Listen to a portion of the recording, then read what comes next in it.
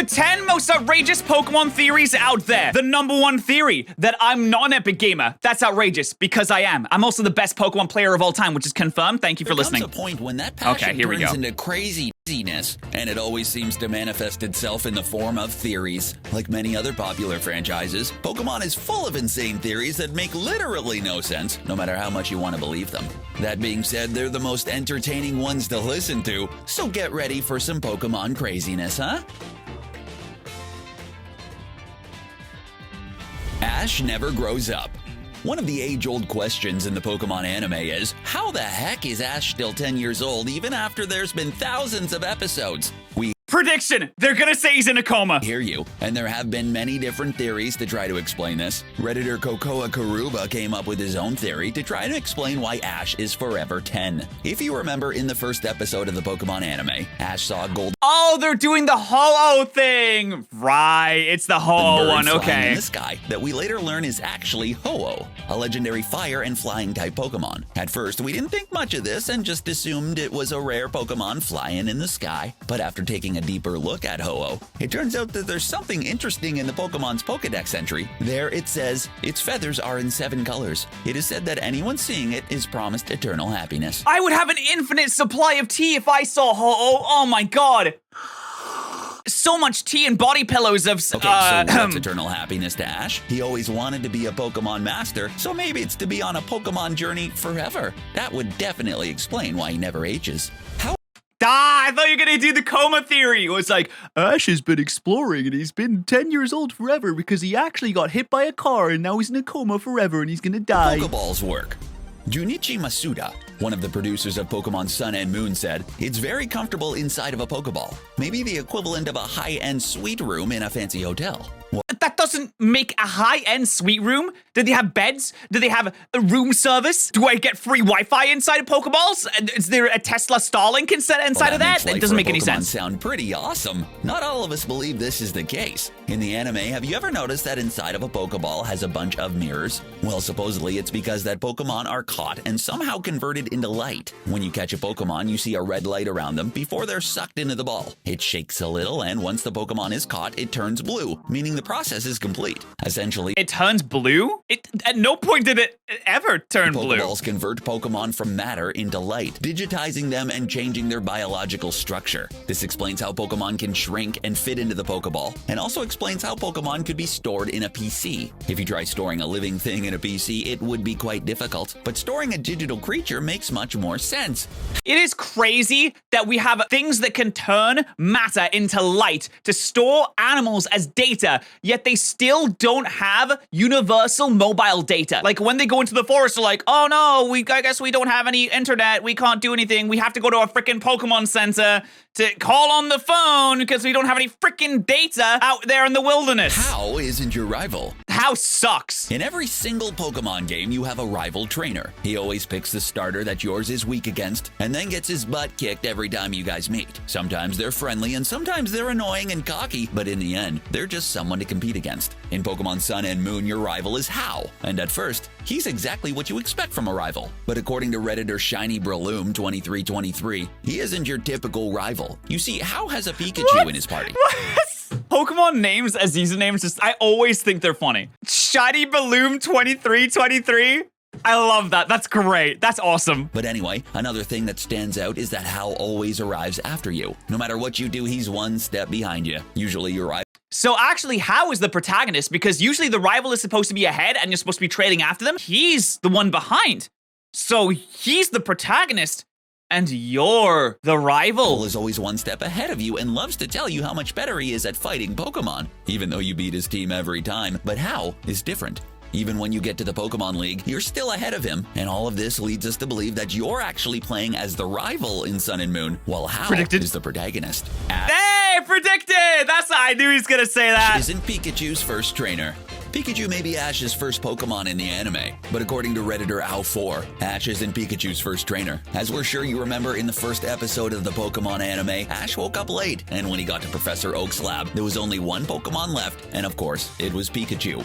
Unfortunately, Ash's first trainer was cancelled on Twitter and summarily his Pokemon were taken away from Paying him. close attention to the Pokeball Pikachu was in, you'll notice there was a lightning bolt on it, which looks a lot like a seal. If you remember, seals were accessories that changed the opening animations of Pokemon when they came out of their Pokeball in the Generation 4 Pokemon games, Diamond and Pearl. Does this mean Pikachu's actually from the Sinnoh region? No, it just means they didn't think that far ahead at the time and just wanted something cool to distinguish the starter Pokemon of the main character away from the starter Pokemon of the side characters that don't matter, as a way to say, hey, this Pokeball is special. Or you could have a crazy, outrageous theory. I guess I'm over-explaining and over-analyzing this. What am I doing? It's totally possible because in the second episode, we see a generator run by Pikachus, which shows they have plenty of other uses than just fighting Pokemon. They It also means if Ash were to give a Thunderstone to Pikachu, it would evolve into a Dugong, because the seal. could keep Professor Oak's lab up and running during a power outage, which also may be why the professor ordered the Pokemon from Sinnoh in the first place. But he wouldn't want just any Pikachu. He'd want one that was born and bred to operate a generator. So we got the Pokemon from a breeder, making that breeder Pikachu's first trainer. That would explain why Pikachu doesn't seem to like Ash at first. He misses his first trainer.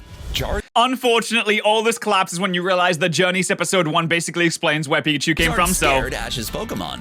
In the Pokemon anime, Charizard was a bit of a controversial figure. There's no doubt he was a badass Pokemon, but the way he acted around Ash made us dislike him at times. The Pokemon would do whatever he wanted, which would not only annoy Ash, but us viewers as well. One thing that was weird about Charizard was that he was the only Pokemon out of the Generation 1 starters Ash owned to evolve. Squirtle and Bulbasaur never evolved, which led Redditor Friendly Teddy to come up with a theory to try and make sense of all this. It doesn't make any sense for Ash to not want to evolve his starter Pokemon. We all know Pokemon get stronger when they evolve, but it was Squirtle and Bulbasaur who were scared to take that step. Actually, it's a way for the anime to show everyone watching that you don't need to change to become better and make people like you. Just being who you are is good enough, and you don't have to make steps to crazily change your physical or your mental or anything like that, and you're perfect just the way that you are. Unless you do evolve, in which case that changing is actually good, and if you do change, then it's also a good thing. So changing is bad, but also changing is good.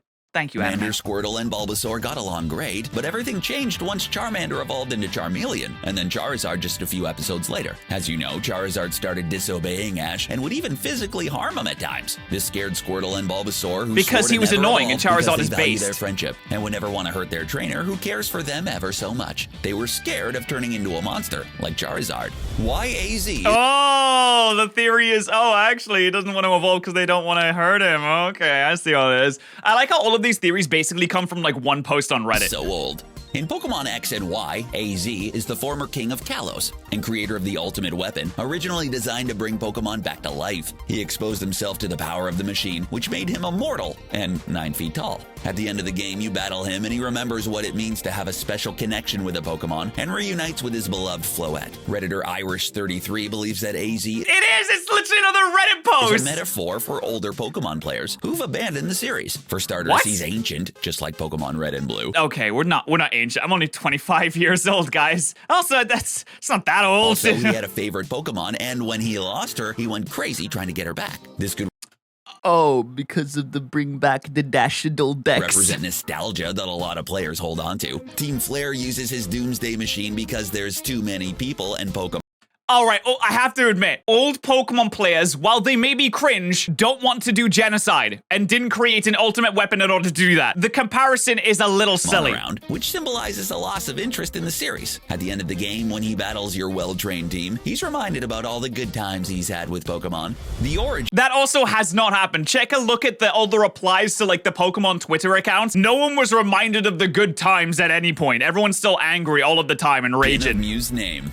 If you like stats, then you'll love this next entry. Mew is one of the cutest Pokemon out there. There are so many theories on how to catch him in Pokemon Red, Blue, and Yellow, but only some of them work. But we're not here to talk about them. We're here to talk about where Mew's name came from. Redditor Dynoma Party believes It's a freaking cat. Me.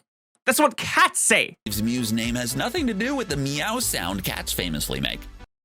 Yes, it does. Don't speak to me like that, video. That's much too simple. Instead, he believes it's actually a reference to math and, more specifically, statistics. In statistics, the population mean, or average, is given the Greek symbol mu. You heard it. It's pronounced exactly like the Pokemon Mew, seeing as the average always shows you the central tendency. That makes a lot of sense when referring to Mew. Mew has DNA from every single Pokemon in its body, but by itself, it's not that strong. It's possible that Mew... Yeah, it is. It's super epic. It's like 600 base stats. The average Pokemon that each of the others derived from. If that wasn't enough evidence, Mew's base stats are also 100 for each of them, making it perfectly balanced as all things should be. This means Mew's technically average, despite having a solid base stat total of 600.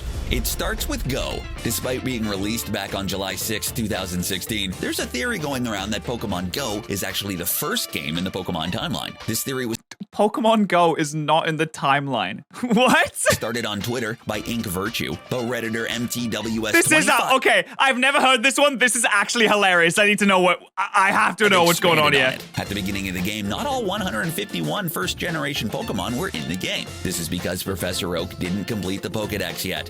What? As you can see, you can't go out into the wild and find a certain type of animal, because some fucking professor in some backwater town in the middle of nowhere hasn't found it yet. So that means it doesn't exist. So didn't battle Pokemon in the game. It's kind of like the Savari Zone, where you just throw Pokeballs. This is because the whole concept of strategic battles didn't exist, and there were no experienced trainers around this time. Trainers didn't even know how to teach Pokemon new moves at the time of Pokemon Go. Since Pokemon battles weren't popular back then, trainers didn't know their Pokemon could gain experience and level up through battles, so they gave them candies instead. Because these candies were severely overused, they became harder to find and started to be known as rare candies in Generation 1 and beyond. What? Nothing that is bought en masse for mass consumption ever just runs out, apart from toilet paper during a pandemic. Everything else just gets mass-produced. Chocolate! Did we run out of chocolate? People love that. Have we stopped drinking water? Beyond. The traditional gym leader system in the games hasn't been established yet, which is why they're constantly changing and there aren't any gym badges. Heck, you can even see Aerodactyl, Almanite, and Kabuto in the wild. And we know for a fact that these Pokemon are long extinct by the time we get to Generation 1.